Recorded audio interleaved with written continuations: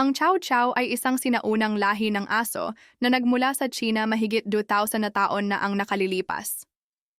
Kilala ito noon bilang bantay sa mga palasyo, kasamang mga ngaso, at maging tagahila ng kariton. Pinaniniwala ang paborito itong alaga ng mga maharlika at emperador sa dinastiyang Tang. Ang kakaibang itsura nito may malaleon na balahibo at asul o itim na dila ay lalong nagdagdag ng misteryo at kakaibang alindog sa lahing ito, dahilan para ito'y madaling makilala saan mang panig ng mundo.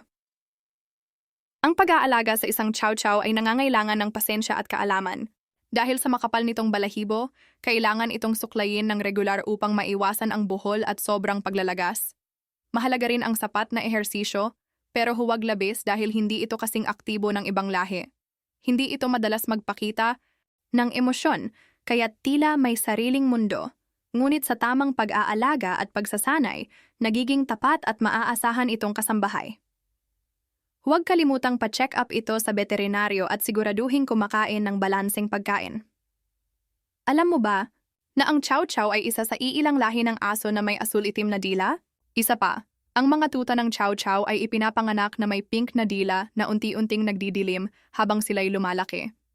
Isa rin ito sa mga asong kayang magbantay ng bahay ng tahimik. Hindi ito palatahol, pero alerto sa mga estranghero. Kaya naman hindi lang ito cute at malambot, kundi isa ring mahusay na tagapagbantay. Mag-subscribe at pindutin ang notification bell para sa higit pang masasayang katotohanan sa iyong alagang hayop.